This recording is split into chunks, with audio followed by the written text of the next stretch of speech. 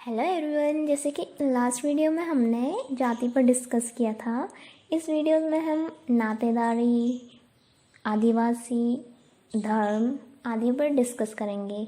So let's start. जो नातेदारी होती है वो हमारे परिवार में जो हमारे रिश्तेदार होते हैं उन्हीं को हम नातेदारी कहते हैं। जैसे हमारे माता पिता हो गए, भाई बहन हो गए, दादा दादी, चाचा चाची, नाना नानी, है ना।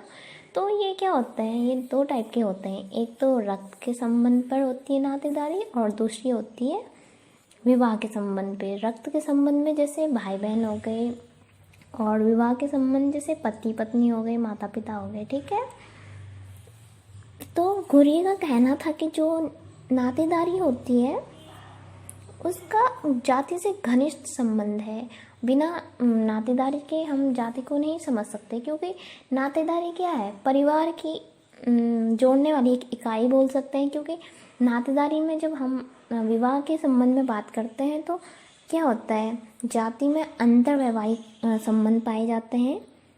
तो ये सब एक दूसरे से इंटरकनेक्ट हैं, तो हम इन सब को एक साथ लेके चलते हैं, नातेदारी, जाति और परिवार को, और साथ में विवाह को।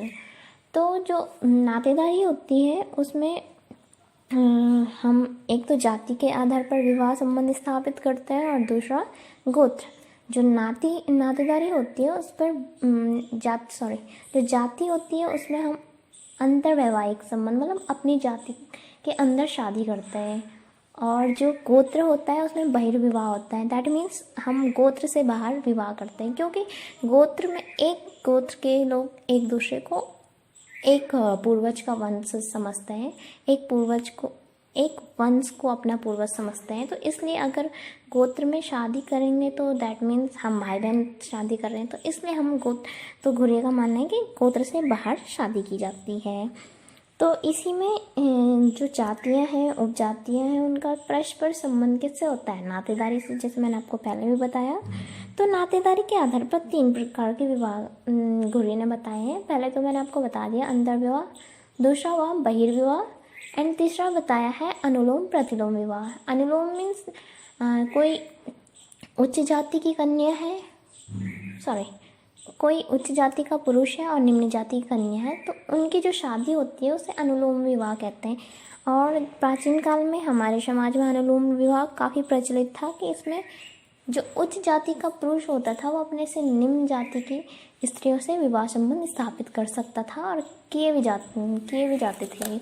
तो इसे क्या कहते हैं, अनुलोम विवाह। वहीं प्रतिलोम विवाह इसका अपोजिट है, जहाँ उच्च जाति की कन्या होती है और निम्न जाति का पुरुष होता है, और इसे हमारे समाज में मान्यता कम ही दी जाती है।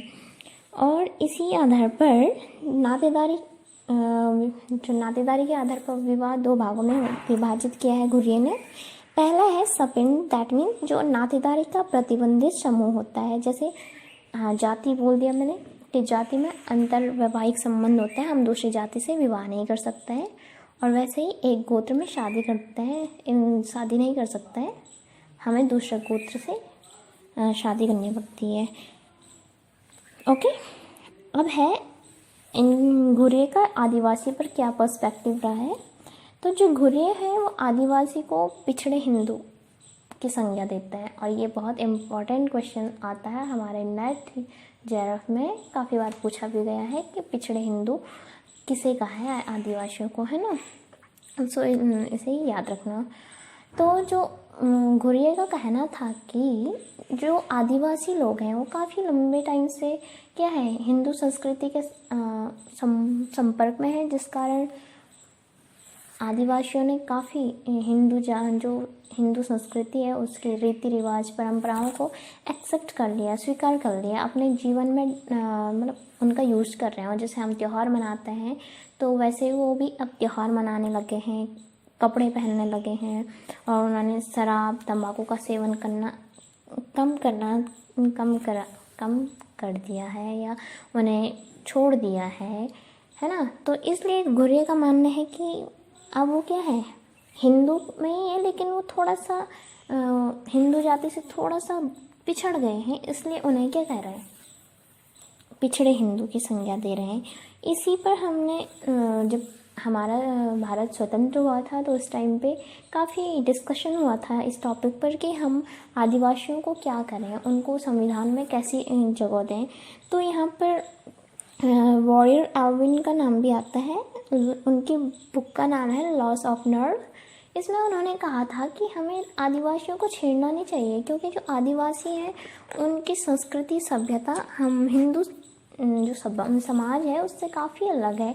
अगर हमने उसे इंक्लूड करा तो जो उस आदिवासी की संस्कृति है, भाषा है, रीति रिवाज है, वो सब क्या हो जाएंगे, ख़त्म हो जाएंगे। इसलिए हमको उनके बचाव के लिए क्या करना चाहिए, आदिवासियों को उनके हाल पे छोड़ देना चाहिए। दैट मीन्स उनको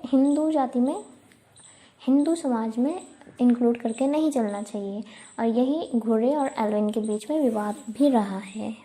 लेकिन घुरे का मानना था कि अगर हम आदिवासियों को इंक्लूड करके नहीं चलेंगे तो वे और पिछड़ जाएंगे। और इस बारे में उन्होंने काफ़ी जो हमारे देश में कार्य किए गए, रामकृष्ण मिशन हो गया या आर्य समाज हो गया, इन्होंने भी आदिवासियों के उत्थान के लिए काफ़ी कुछ किया। तो घुरे ने इसका हवाला देते हुए बताया कि हमें आदिवासी समूह को हिंदू समूह में मिला लेना चाहिए।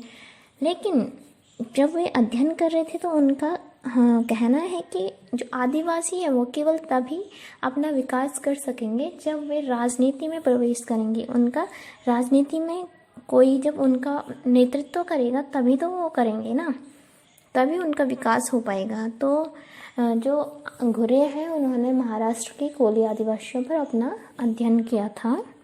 इसके बाद हम उनके जो विचार हैं संस्कृति, सभ्यता और नगरों का ऐतिहासिक विकास, इस पर रखते हैं।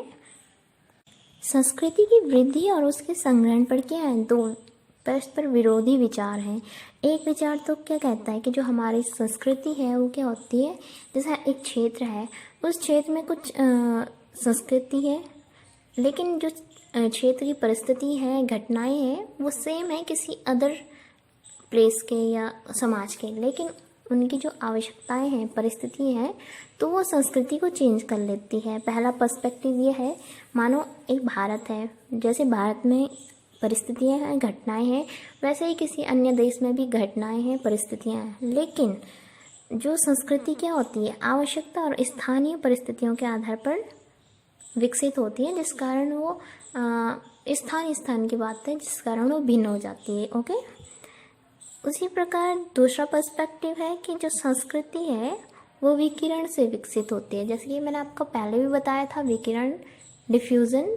दैट मीन्स जैसे कोई प्रोडक्ट यूएस में बना और वो सारा, उसके बाद उन्होंने सारा एक्सपोर्ट किया पूरे वर्ल्ड को, और पूरे वर्ल्ड में फैल गया। जैसे आईफोन ले लो, तो आईफोन का डेवलप किसने किया, यूएस ने किया, लेकिन वो सारी दुनिया उसे यूज कर रही है। That is diffusion. Okay, Ghurye का जो एक लेख है इस पर, संस्कृति पर, the disposal of human placenta, जिसमें उन्होंने मानव शरीर के बारे में बात करी है कि जो मानव शरीर में कुछ अंग होते हैं जिन्हें हम, जैसे हमारे बाल हैं, हमारे नेल्स हैं, या हमारे जो दांत आते हैं पहले टाइम के वो, या जो बच्चा होता है, बच्चे को माँ से अलग करने के लिए जब नाल काट दी जाती है। तो घुरिये का विचार था कि क्या ये संस्कृति है, ये विसरण है, वो अन्य समाजों में भी ऐसा ही है या किसी और प्रकार से किया जाता है। इस पर घुरिये का विचार था कि जो संस्कृति होती है, अगर हमें किसी समाज को समझना है तो उस समाज को समझने से पहले हमें उस समाज की संस्कृति को समझना आवश्यक है। और जो समाज का उद्विकास है, उद्विकास को भी हम तभी समझ सकते हैं जब हम संस्कृति को समझेंगे। ओके, अब घुरिये सभ्यता पे बात करते हैं। उनका मानना था कि जो सभ्यता होती है, सभ्यताओं का जो उत्थान होता है, पतन होता है, उसी के कारण क्या होता है, संस्कृति का विकास होता है। जो घुरिये था उनका जोर ज़्यादातर हिंदू संस्कृति और हिंदू सभ्यता पर ही था। इस कारण उन्होंने अपना जो अध्ययन है वो सारा का सारा हिंदू संस्कृति के आसपास किया है, हिंदू सभ्यता। क्योंकि उनका जो वो था, क्या उनका जो आधार था या उनका जो पर्सपेक्टिव था अध्ययन करने का, वो इंडोलॉजी था। दैट मीन्स उन्होंने जो हमारे पुराण हैं, हमारे वेद हैं या हमारी जो गीता की पुस्तक है, उनसे क्या किया, हम अपने अध्ययन को एक नया रूप दिया, जिस कारण वे हिंदू सभ्यता, हिंदू संस्कृति पर ही बात करते हुए दिखाई देते हैं। उन्होंने सभ्यता के विकास में कुछ मूल्य बताए हैं जो संस्कृति की नींव है या उसका बेस, संस्कृति की जो बेस है उसे क्रिएट करते हैं। तो वो 5 मूल्य बताए हैं: धार्मिक चैतन्यता, आत्मा की आवाज़, न्याय, सहनशीलता और जो ज्ञान की स्वतंत्र खोज व स्वतंत्र अभिव्यक्ति। इसके बाद आता है उनका जो धर्म। धर्म पर उनका पर्सपेक्टिव है कि उन्होंने जो धर्म, उनका मानना था कि जो धर्म होता है वो व्यक्ति की मूलभूत आवश्यकता क्या है, धर्म है। उन्होंने धर्म के आधार पर 6 पुस्तकें लिखी हैं, जिनमें है Indian sadhus, God and man, religious consciousness, Indian acculturation, वैदिक इंडिया। तो इन सब बुक में उन्होंने क्या किया है, धर्म के बारे में बताया है। वे ज़्यादातर, मैंने पहले भी कहा है कि जो धर्म है वो हिंदू धर्म को लेके ही चलते हैं, इस कारण उन्होंने हिंदू धर्म पर ही बात करी है। कुछ बुक की बात हम कर लेते हैं। तो पहला है जो इंडियन साधु। इसमें उन्होंने कहा कि जो साधु होते हैं, हमारे ऋषि मुनि होते हैं, तो वे क्या दूर जंगलों में जाकर तपस्या नहीं करते। जैसे हमने कहानियों में सुना है कि जो ऋषि मुनि होते थे वो दूर जंगलों में जाकर तपस्या करते हैं, लेकिन घुरे का मानना है ऐसा नहीं है। जो साधु होते हैं वे क्या करते हैं, समाज के बीच में जैसे मठों में रहते हैं और समाज को निर्देशित करने का कार्य करते हैं। उन्होंने कहा कि जो वो होते हैं क्या, साधु होते हैं, वो सामाजिक प्रतिबंधों को नहीं मानते हैं। दैट मीन वे समाज में एकाकी जीवन व्यतीत करते हैं। वो शंकराचार्य का एग्जाम्पल देते हैं और बताते हैं कि किस तरह उन्होंने क्या किया है, हिंदू समाज की मतलब गठन या बोल सकते हैं हिंदू समाज को बनाने में किस तरह अपना योगदान दिया। इसी तरह जो साधु होते थे वो धार्मिक विवादों को निपटाने, ग्रंथों के अध्ययन को प्रोत्साहन देने, पवित्र कथनों को मान्यता देने या धर्म पर बाह्य प्रहार रोकने के लिए वैसे कार्य करते थे। और जब घुरे अध्ययन कर रहे थे तो उन्होंने पाया कि जो ये साधु होते हैं, जब हिंदू धर्म में काफ़ी अनिश्चितताएं उत्पन्न हो गई थी, तो जैन और बौद्ध धर्म क्या उत्पन्न हुए, तो इन्होंने इनकी जगह ले ली। फिर वे सेकंड बुक है उनकी गॉड एंड मैन, उसमें बताते हैं कि किस तरह जो भगवान हैं, गॉड हैं, उन्होंने क्या किया, अपना जन्म लेकर संसार में आए और समाज की बुराइयों को दूर किया। जैसे आपने पढ़ा भी होगा विष्णु के अवतार में राम, कृष्ण, तो ये अलग अलग टाइम पे आए और इन्होंने समाज की बुराई को दूर किया। थर्ड बुक है उनकी रिलीजियस कॉन्शियसनेस। इसमें उन्होंने सभ्यताओं के बारे में उल्लेख किया है। तो उन्होंने कुछ सभ्यताओं का उल्लेख किया, जैसे मेसोपोटामिया, मिस्र, हिंदू सभ्यता, और इस आधार पर उन्होंने विभिन्न मिथकीय विश्वासों, सांसारिक आधार, जीवन और मृत्यु, ईश्वर के मंदिर की स्थापत्य कला का उन्होंने उल्लेख किया है। तो इस तरह उन्होंने धर्म की व्याख्या की है। एंड लास्ट पॉइंट है राष्ट्रीय एकता एवं समन्वयता। उन्होंने कहा कि जो भारत की एकता है, भारत की एकता को क्या, जो समूह है वे उसे एकीकरण करने में अपना योगदान देते हैं। और उन्होंने जो आधुनिक समाज है उसके 5 खतरे बताए हैं। आधुनिक समाज इन द सेंस भारत के संदर्भ में बात कर रहे हैं। तो पहला हो गया जो हमारे समाज में अनुसूचित जाति है, अनुसूचित जनजाति, अन्य पिछड़े वर्ग, धार्मिक अल्पसंख्यक के रूप में मुस्लिम और भाषाई अल्पसंख्यक। तो ये इनको खतरा इस रूप में नहीं बताते हैं कि ये माइनॉरिटी है या ये जनजाति है, या ये इस पर्सपेक्टिव में बोल रहे हैं कि जो ये SC, ST, OBC या माइनॉरिटी, लिंग्विस्टिक माइनॉरिटी, ये इस परिप्रेक्ष्य में, क्योंकि ये क्या है, समाज में माइनॉरिटी में है, कम है, कमज़ोर है, लेकिन कोई भी इन्हें बाहर से आकर उकसा सकता है। जैसे मुस्लिम को ले लो, तो ये क्या करते हैं, अगर बाहर से कभी कभी जब आतंकवादी घटनाएं होती हैं या भारत में मुस्लिम के खिलाफ कुछ आवाज़ें उठती हैं, तो क्या पाकिस्तान इंटरफेयर करता है और पाकिस्तान विश्व स्तर पर उठाता है कि क्या जो भारत है वो मुस्लिमों पर अत्याचार कर रहा है। तो इससे क्या होती है, राष्ट्र की एकता को खतरा पहुंचता है। इसी तरह SC STs हैं, जब आरक्षण की बात आती है तो समाज दो हिस्सों में बढ़ जाता है, एक आरक्षण लेने वाले, एक जो आरक्षण नहीं मिलता है जिनको। इसी तरह जो भाषाई अल्पसंख्यक है, जैसे आपने पढ़ा भी होगा कि जब हमारा देश आज़ाद हुआ तो उसके बाद राज्यों ने अपनी भाषा के आधार पर अपने राज्य बनाने की मांग करी, जिस कारण राज्य भाषा के आधार पर बने भी हैं एक दो राज्य। लेकिन ये भी क्या है, खतरा है हमारी राष्ट्र की एकता।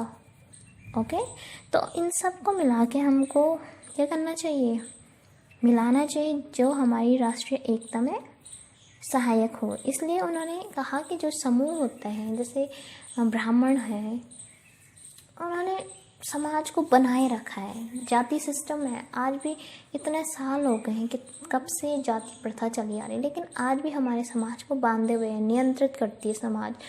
उसी तरह धर्म है, धर्म भी समाज को नियंत्रित करता है। तो जो ये समूह होते हैं, ये हमारे समाज की क्या एकता को बनाए रखते हैं। तो इस प्रकार हमने घुर्ये के सारे जो उनका मुख्य विषय था जिन पर उन्होंने अपना अध्ययन किया, इस तरह हमने डिस्कस किया। अगर आपको कोई भी क्वेरी हो तो आप कमेंट बॉक्स में मुझसे पूछ सकते हैं। ओके, और कुछ सेशन के बाद मैं इन पर घुर्ये के जो लास्ट ईयर क्वेश्चन आए हैं उनको भी डिस्कस करूँगी। इसके बाद हम लुईस ड्यूमा के बारे में पढ़ेंगे। Okay, thanks for watching, bye bye.